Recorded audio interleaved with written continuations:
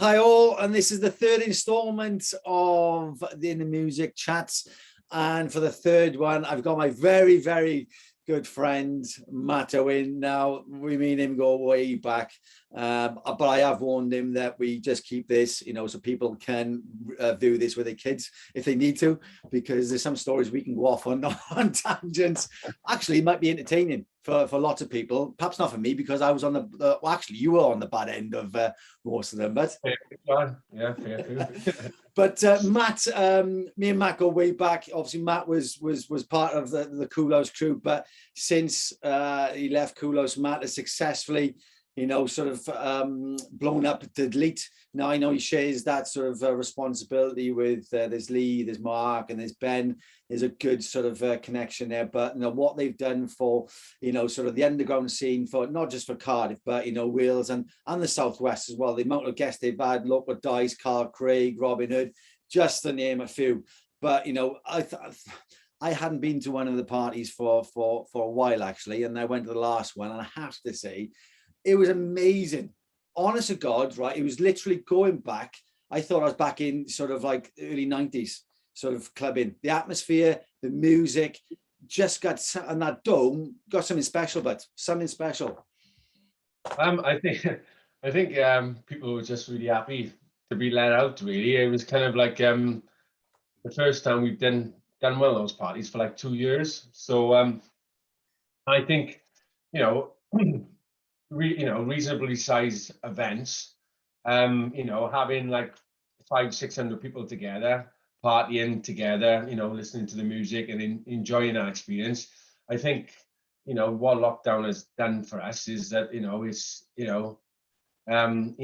it's taken that away. Do you know what I mean? And, it's realized how important it is to actually be able to all your mates, listen to some, reasonable music that you listen to outside of the event, and have a great time basically together. Yeah. I think that was for us, it was the first kind of event that we did where it took me a while to get into it, to be honest with you. When it was all as those dome parties take a lot of work. So work starts sort of the week planning that event, and then obviously the dome gets set up and all the music gets put in and etc. But when we were actually open, it was such a big rush. We didn't have a drink, or we didn't have a chance to sort of unwind, and people were sort of flooding in. It was a beautiful day, before we knew it, we had like a good core of people in, and it was a little bit strange to be around that many people, to be honest with you. Yeah. But after a couple of drinks, you soon forget that. And it was nice really to be able to put something like that on, and to see all your friends again, and see happy faces bouncing around. And there's plenty of bouncy people, but it was great. Honestly, God, it was like to see you out and about as well. Oh, God, I had a great jig. It's a great jig. I had a great jig. My legs are aching the next day as well from dancing right down the front. Yeah, a nice top. And yeah, same. Yeah. So do you know what? Although listen, I know for people that obviously don't know us, me and Matt are very, very good friends. So we see each other daily, and we speak daily. But I think some of the questions that I'm going to speak to you about now, actually, I don't know, I've got a clue about as well. So it's something that I'm going to find out about you as well. Well, we don't ever talk about house music really. No, that's true. It's all about the gym or family or stuff like that, isn't it? Really? Yeah. That's true. We never talk about music. Yeah, we never really talk about music. Well, I did come to you for some advice recently, but that was the first time in a long time. Yeah. But how I like to start these off is I'm intrigued because to find out what was playing at home, for people, when they're growing up, because that has to have an influence, because that my guilty pleasures are, influenced a lot by my mother. I mean, ABBA and things like that. But it's interesting to find out, because your music type, apart from house music, you like your live bands and everything as well. So what was playing at home? Was mother and father sort of different? Your sister as well? What was the influence? So my dad was a big music fan, really. And he worked in the club sort of growing up. So we worked in that scene, like, so, and he went, he followed his music, like, so, but his choice in music was so like diverse, we had everything from sort of Sade, Dire Straits, ZZ Top. Do you know what I mean? It was, yeah, big country. It was just like everything, really. Yeah. So I grew up in a household, really, with lots of different types and styles of music, and there wasn't like, I thought that was normal, to be Yeah. honest with you. To have experiences, to have disco, to have like soul music, to have like sort of heavy metal, to have like, all different types of music. Quite often, my dad wasn't a massive sort of TV fan.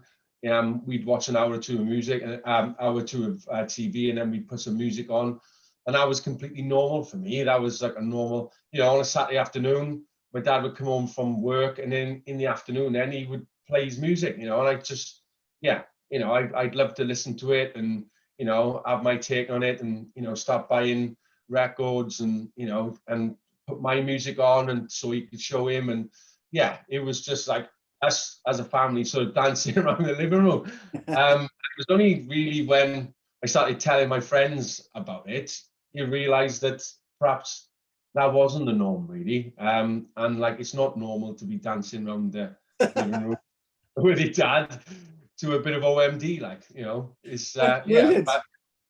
but that was my introduction to music.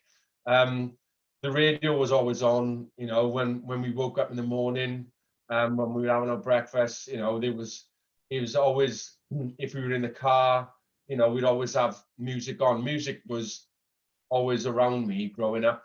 Yeah. We always had like portable tape players, and my dad bought me my first Walkman, and yeah, it was always a massive part of growing up, and I always felt like it was a bit of a security blanket for me, wherever. Yeah. Felt Yeah. like, you know what I mean? Yeah. So Yeah. yeah, probably, yeah, it was, yeah, lots of different ranges of music, really. And I was never sort of, yeah, I was always told to, open your ears and listen to all types of music, really. And people that listen to one style of music are perhaps restricting themselves, like, really. Well, that shows, and obviously because with your DJ sets, and if people listen to what you play, you can't put a genre under yourself, because you've gone through. It's all house music, but you can go from from vocal to the techno and everything else around it in between.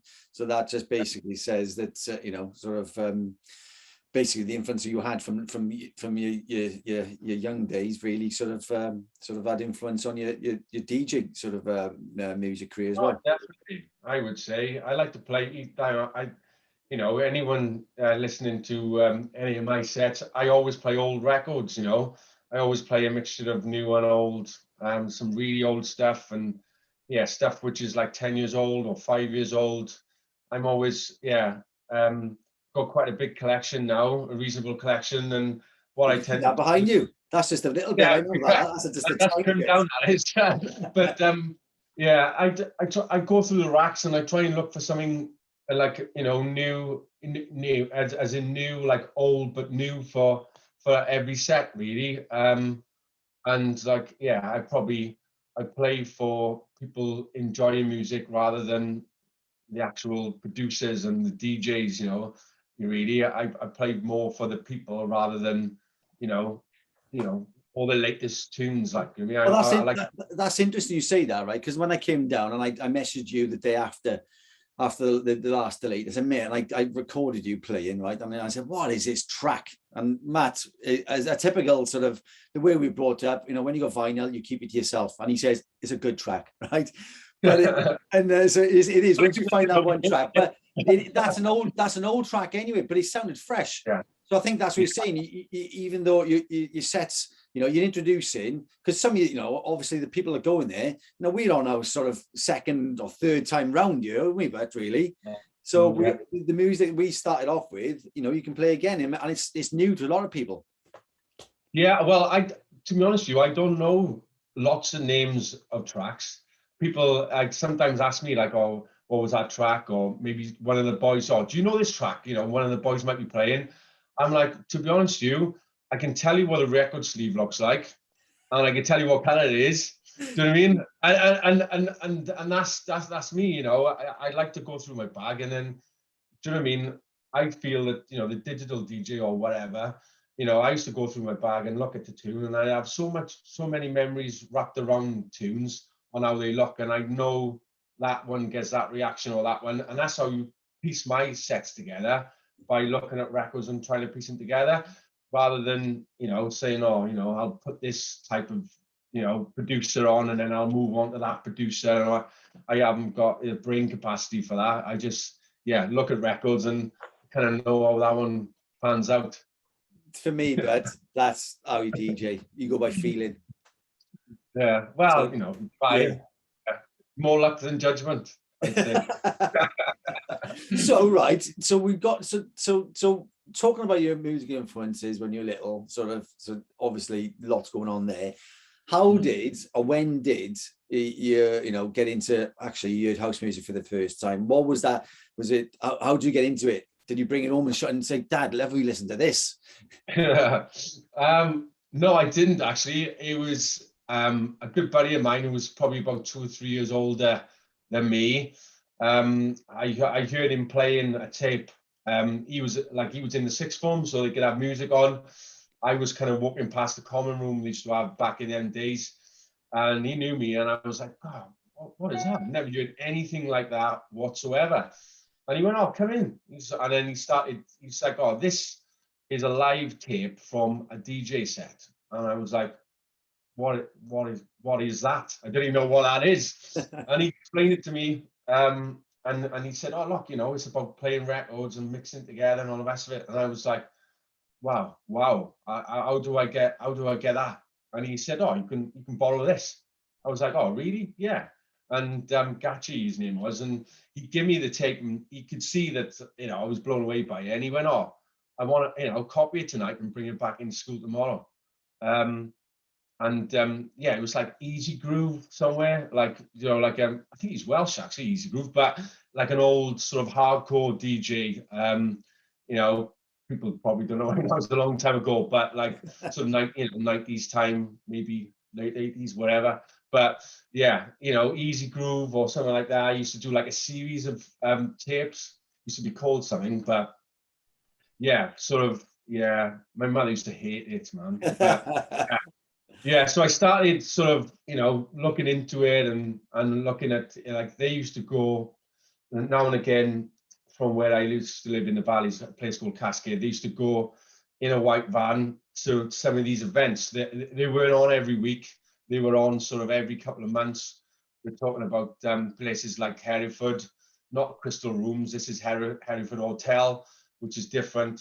Swindon, Brunel Rooms, you know, stuff like that, which was, yeah, the gigs were probably every few months, if, you know, probably more spaced out than that. I can't remember really, but yeah, it was, yeah, listening to those tapes, getting into that music, and then because they were so different from anything else I've listened to, I was just sort of hooked on it. So how long did it take you to go to one of these events? How old are you? Oh, I was trying to think of that now. As I was probably in the fourth or fifth form. And I don't know what age that is, probably about 15 or whatever, 14, 15. So I had a word with my mate and said, oh, look, you know, I was, you know, can I come to one of those events? And, you know, I was quite lucky when I was younger. I was quite tall. So he said, yeah, you probably look, you know, our age anyway. You know, I'd give it a, you know, you can come, let's give it a go. So he said, I'll let you know when the next one is. And we went to Brunel Rooms in Swindon. I told my mum and dad I was sleeping over my mate's house. And we went to Brunel Rooms in Swindon. And like, yeah, to see it for the first time, there was nothing special really. It was just like, you know, lasers maybe, you know, or very few lights and, you know, really loud system and lots of people jumping around. And I never saw people dancing like that. But yeah, just totally blew me away. And yeah, just thought like, I didn't feel like, I'm not going to say it's home, but it just felt like, I resonated with something like that. It was a bit, Yeah. it wasn't for everyone. And it blew me away really.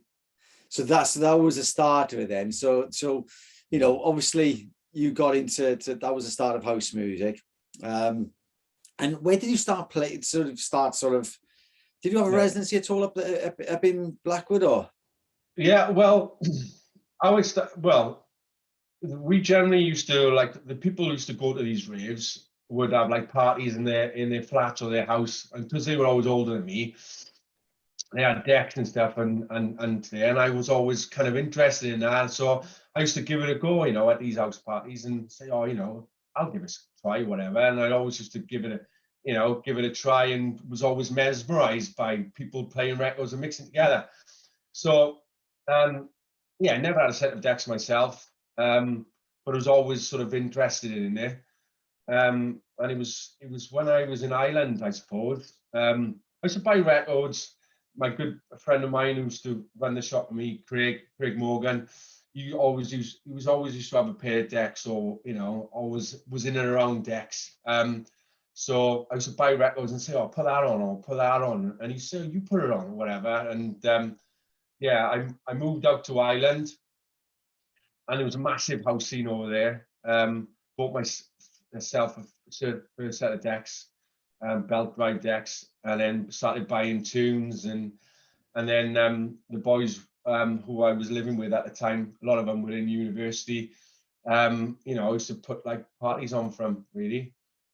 Started sort of buying more records, playing them at these like house parties, and the boys sort of would record it, like said, "Oh, can we record you playing so we can listen to it?" And he was like, "Yeah, no worries." So Brilliant. we'd have a couple of tapes. Yeah, we'd have a few tapes, and then the guy who I lived with, I remember coming home. I used to work at the time, and I came home from work on a Friday, and he went, "Oh, we've given your tape to Sir Henry's." So Sir Henry's was a nightclub in Cork in Ireland. He said, "Oh, we've given your tape to the guy who runs tonight, and he wants you to come down tonight. And they've got a guy playing there in this one room, plays similar type of music to your house, and he plays it all night. He needs someone just to help him out to play the odd hour here and there, so he can have a break." And I was like, "No, absolutely not. No, no way." No. I mean, to be honest with you, it was a personal thing. I probably didn't have confidence really to play out. I was probably scared, frightened, all those type of things. And then the boys were on my back. And after a couple of cans, I was like, "Well, what have I got to lose? I'll just pack a few records. And even if I go there and crash every record, I can say that I played Sir Henry's, which was a great club in Cork."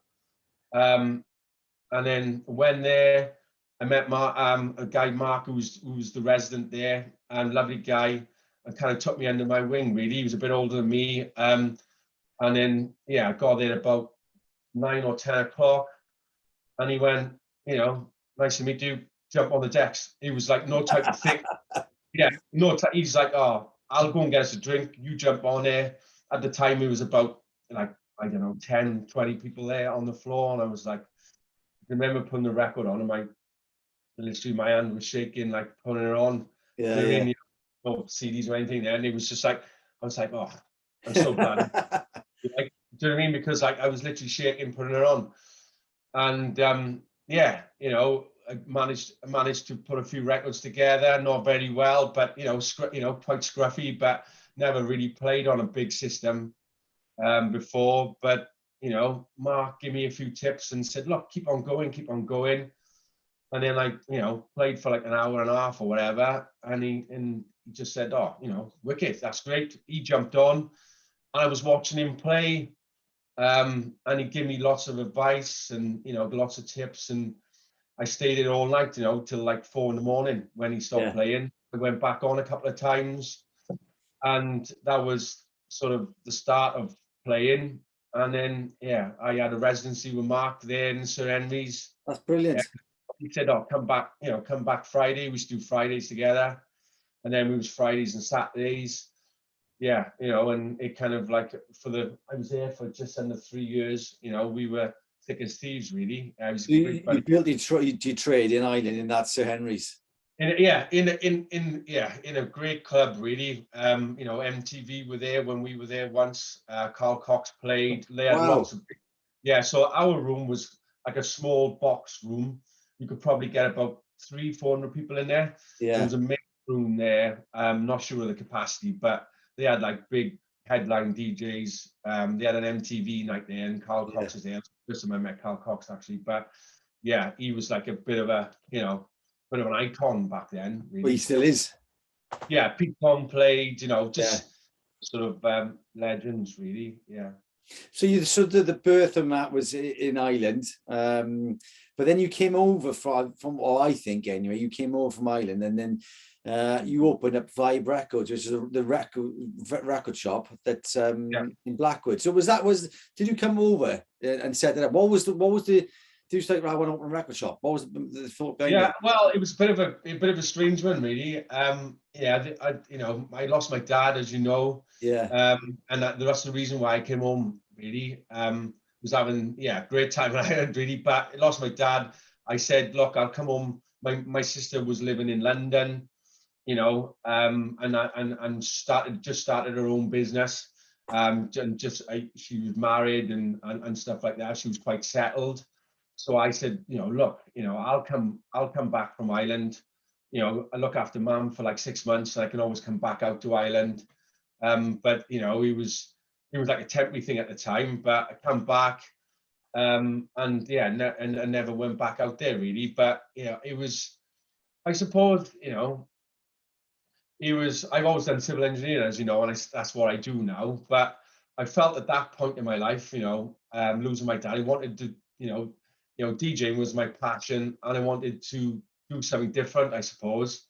Yeah. The life was in sort of turmoil, and I just thought, I used to go to this record shop in Ireland.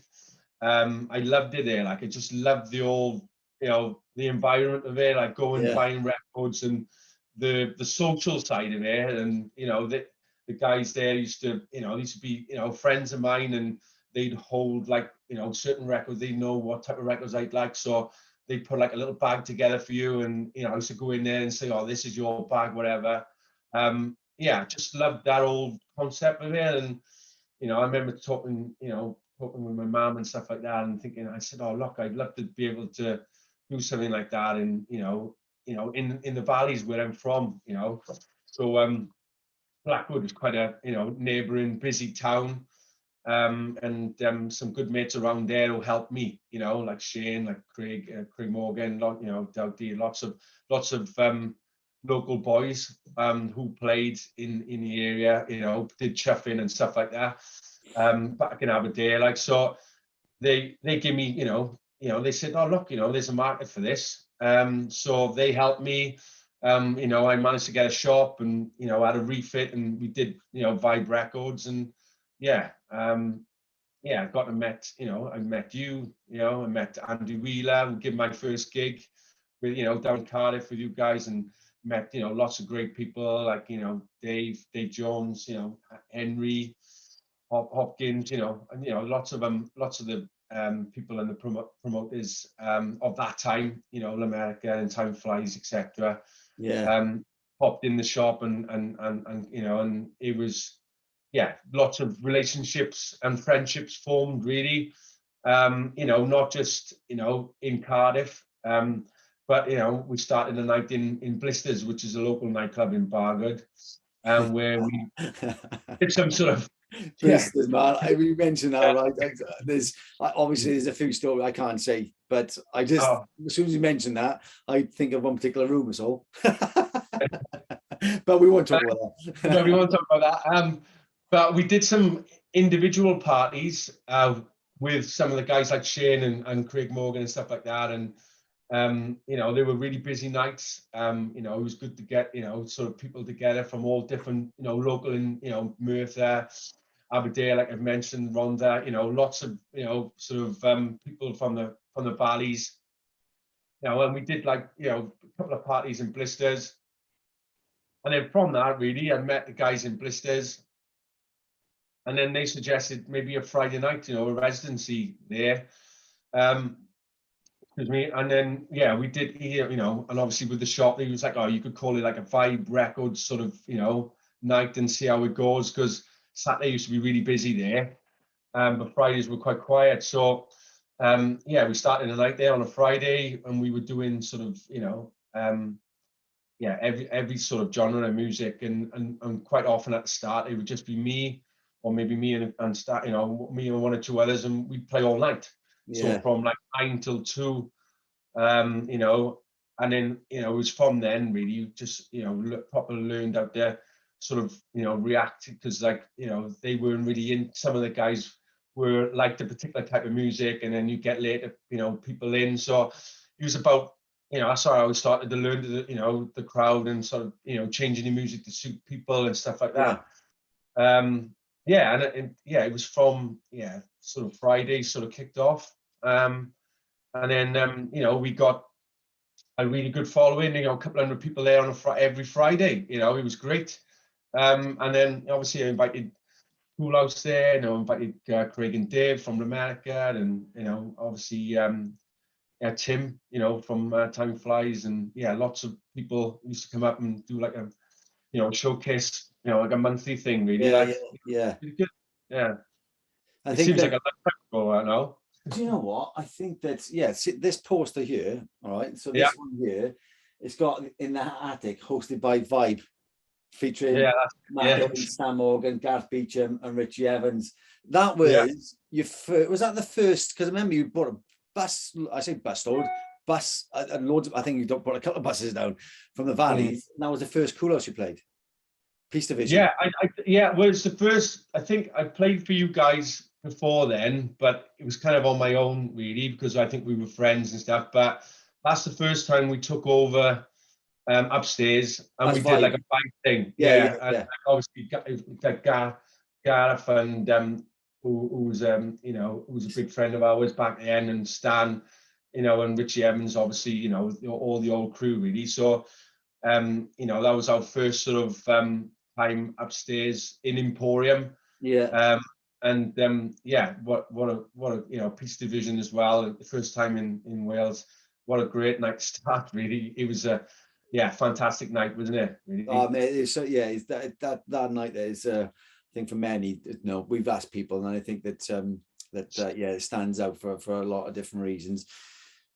So obviously when Cool House then, when sort of that came to an end, you then sort of obviously knew Ben, and I knew Ben obviously came to Cool House. How did that relationship? How did that come about? And it was because they were doing something already, weren't they? And then so we would, it was sort of at the back end of Cool House really.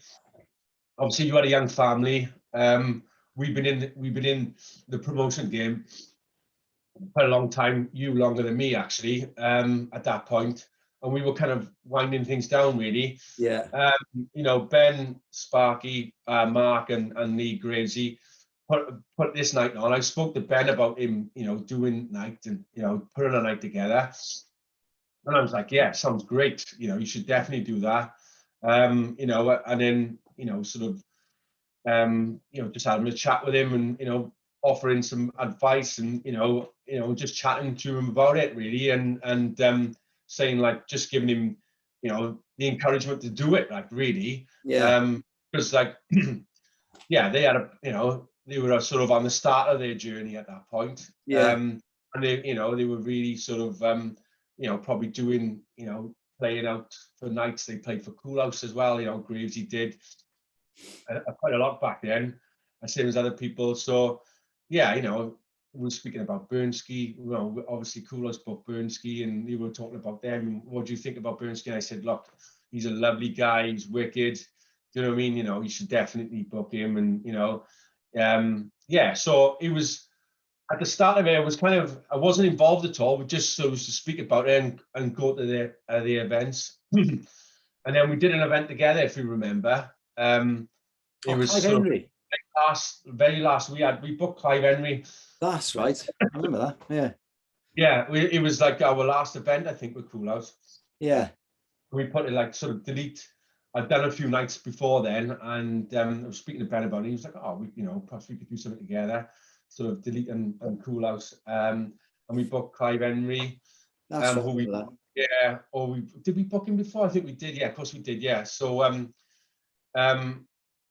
yeah, so we did a night. We did that night together in the Undertone, was it? Undertone, I think. Yeah, Undertone, yeah, yeah, yeah, which was a great night. yeah. But yeah, it was sort of like the start of everything. And then obviously we had a conversation about wrapping Cool House up. And then I was speaking to Ben quite a lot back then. We were all friends, me, Ben, Sparky, and Graves.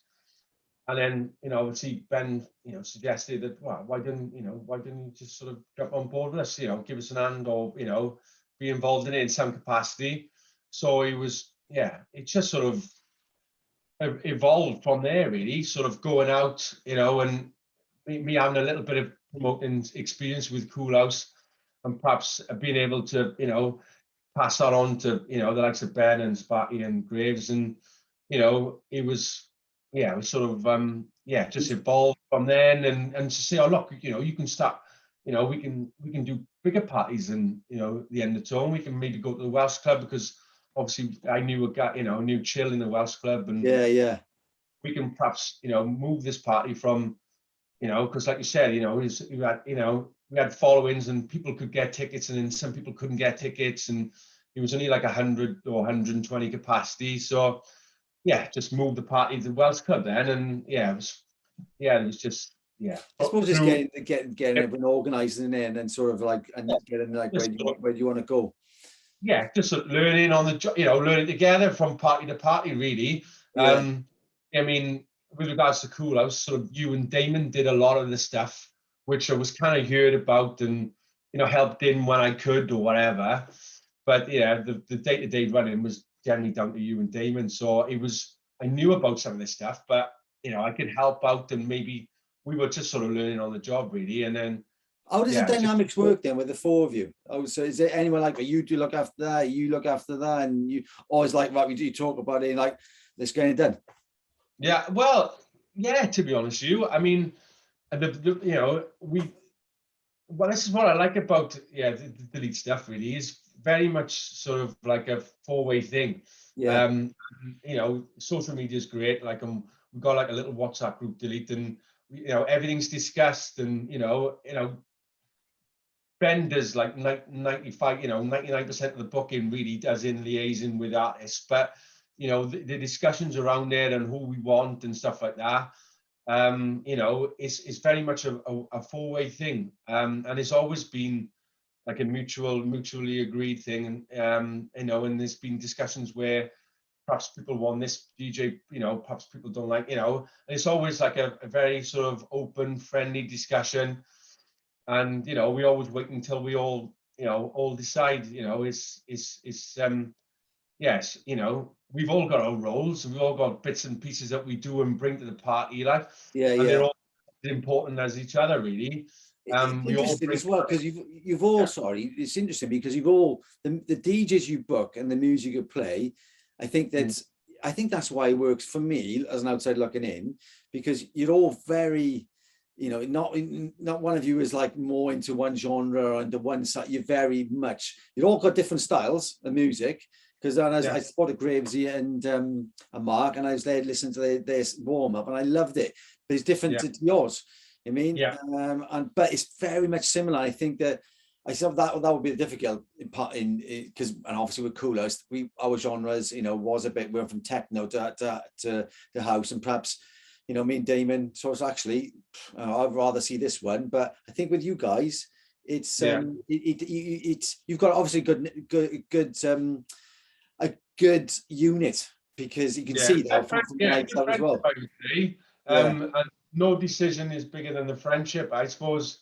If we can't decide on something, it's parked. It's not like, there's no one sort of getting arsy about it. It's like, oh, if we can't decide on a design, we can't decide on a venue, or we can't decide on something, it's just, we'll leave that and we'll maybe come back to it later.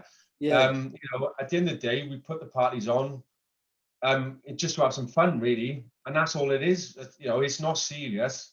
We all got jobs, like, so we do it really as a bit of a hobby, you know, and it's nothing more than that, really. It's about friends, you know, and it's about booking DJs that you want to see and not have to, you know, for me now with a young family, I don't want to be traipsing, you know, to London to see a DJ. If we can bring that DJ into Cardiff, then, you know what I mean, I can go home at a reasonable hour at the end of the night.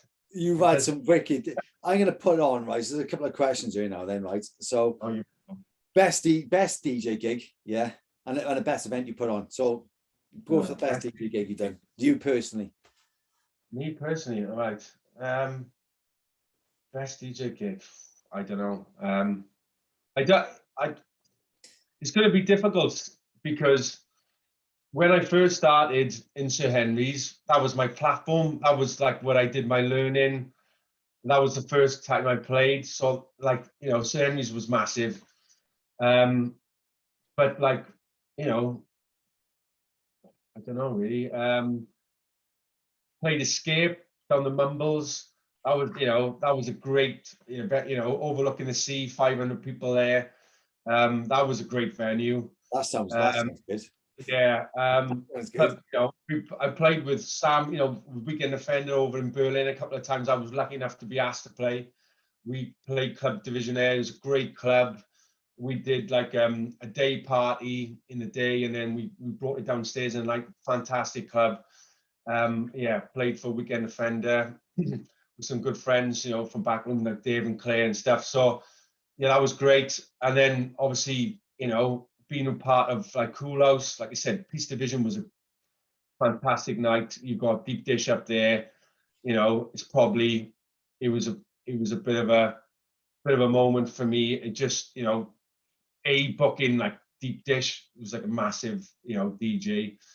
And then seeing, you know, 2,000 people in one roof, you know, it was just, yeah, crazy. And even being around Deep Dish, like in the day and stuff, it was just, it was a bit surreal, like, but yeah, so, you know, you got that. And then you've got like the sort of parties we did, you know, when I first did Delete, like Move D, you know, in Undertone, and we had an after party down in the vaults, like it was crazy. And then we got like the Gwyddy Hugh, you know, I can't say, you know. So right, okay, we're gonna get it on the one. So you got Sir Henry's, you got the Mumbles, right? You got what do you say with you got the Peace Division, you got Move D, and you got the Gwyddy Hugh. With the Gwyddy Hugh, I got the Dome as well. I mentioned the Dome. The Dome, yeah. So you got six. You got six there. Come on, you got to pick one. I don't know. I honestly don't know. I have to come back here. Yeah.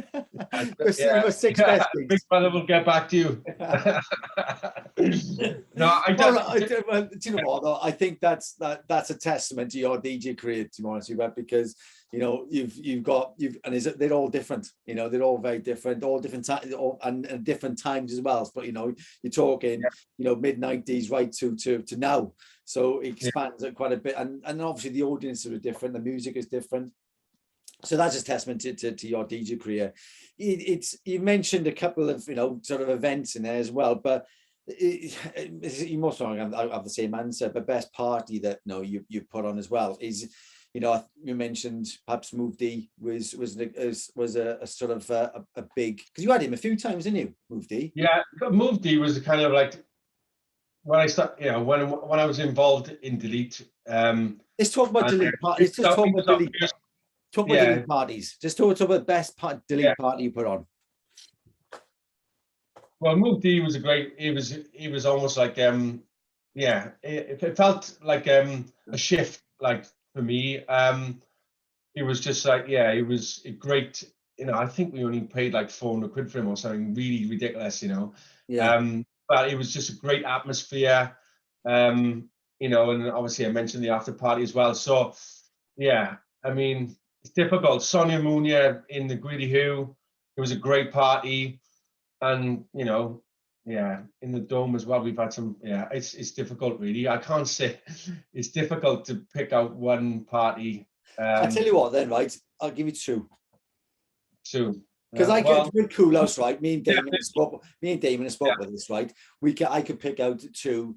Well, that's actually for different reasons. You know, obviously that one, the deep dish one, but then Youssef for me. But then they're all special. But which one's for you then? well, Two. if I'm allowed to pick two, I would say Move D in the Undertone, because we were, you know, young pups then in the promotion game, and we had it all in front of us, and it was just a great night, individually, great night, and a great after party. Yeah. And then, yes, I love Sonia Munia. The first time we booked her in Gwyddy Hugh, that was a fantastic event for me as well. So I picked those two then. At a push. You done the two, but you done the two. Probably get a kick in from the boys now. But yeah. Right. So I'm going to give you, right, there's some virtual cash there, right? So I'm going to go and speak to Ben, Gravesy, and Mark and say, right, boys, Di just giving us a load of cash. We can put on a night on this weekend. So where is that night going to be, and who's playing?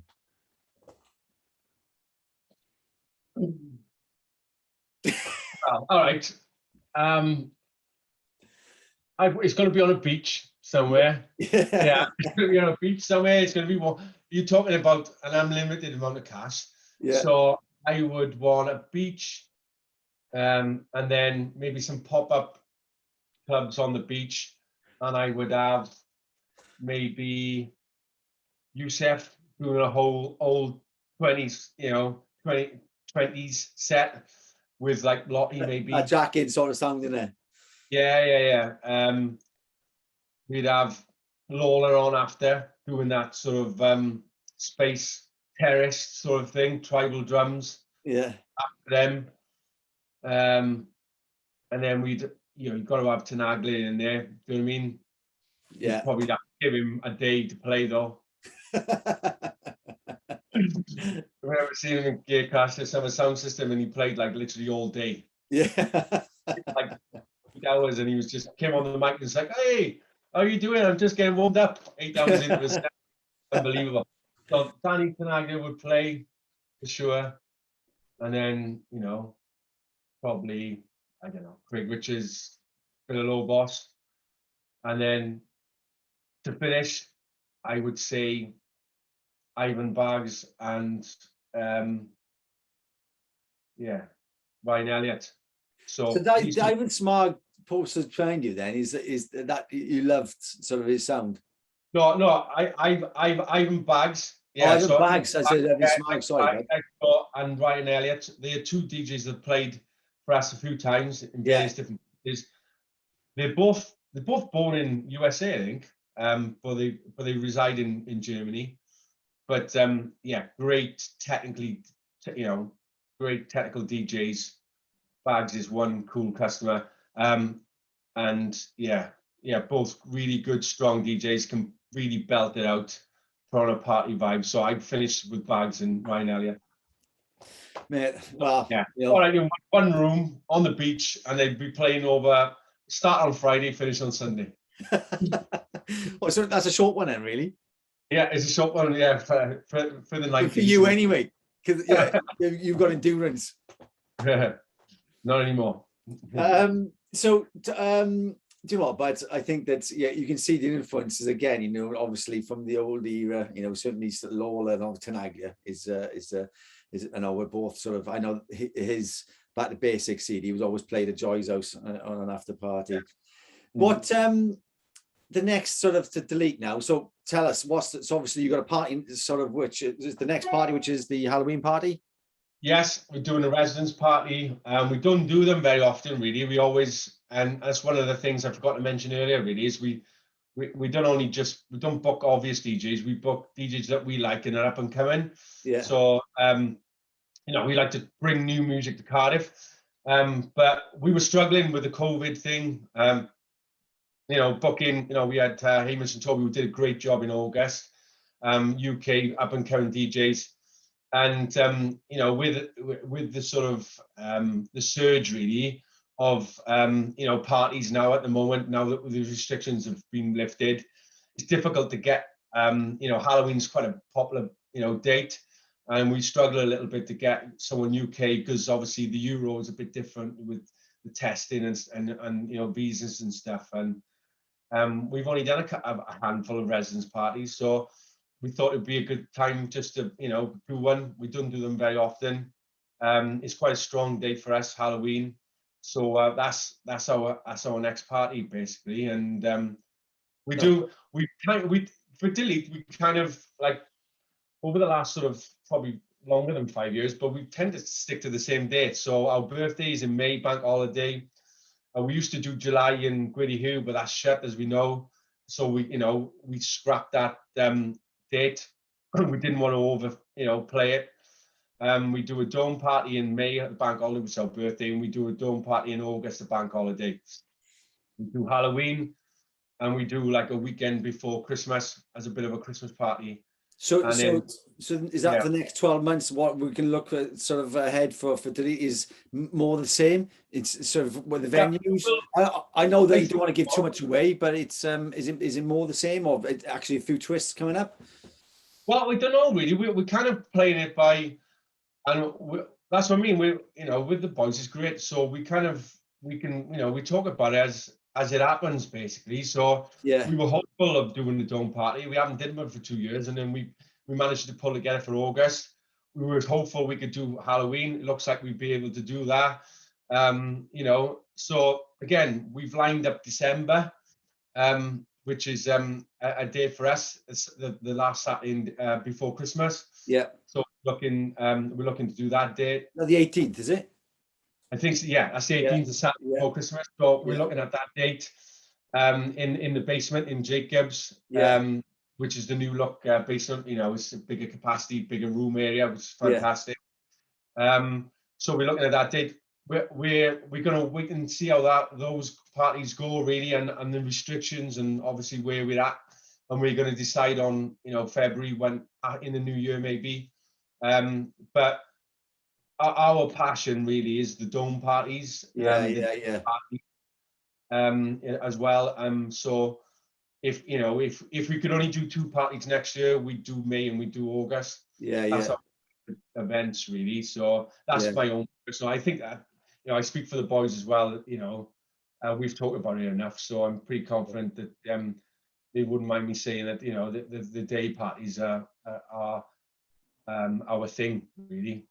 Well, after attending one, I mean, and it was special. I got to say, I tip my hat off to the 4 of you for doing it. And not only that, I mean, you've been going 10 years. Well, if you'd come COVID, I know that you should have celebrated the 10 years last year. Perhaps it's the 11th year, but it's if it continue, I know how difficult it is to be constantly doing good parties and putting on good DJs. And not only that, and you might have said the residence party is as good because you know your crowd better than anyone else. So I take my hat off to the 4 of you. Keep doing what you're doing, because there's I'd say you've got an amazing underground sort of night, and it's amazing to some of the DJs who come in, as I've been out of the industry for a bit, but fair play, you've got some cracking sort of parties that you've already done, and I'm sure there's more ahead. But well, there might be there might be a little bit left in us. You never know. We're not looking at the next 12 months really. That's great. We just things going. That's just if the need is there and people want us to do a party, that's where we do it. I'm sure we they don't do. Feel like we have to do the parties. We never feel like that. And if it got to that stage, I'm sure we'd rethink it. But we do, we haven't sat around and met up and gone, plan out the next 12 months, because that's not the way that we do our parties really. We hope, I'm hopeful that we'll be there and we'll do our dome parties next year and stuff. But it's up for debate, and we'll see how we feel in the new year. And if people want us to do it, we will. But if circumstances change and we don't do it, then that's cool as well, really. So yeah. It's it's a good take on things. You've got 4. We've got a great sort of working understanding and that chemistry, which is sort of easy to see that you all sort of go in the same direction.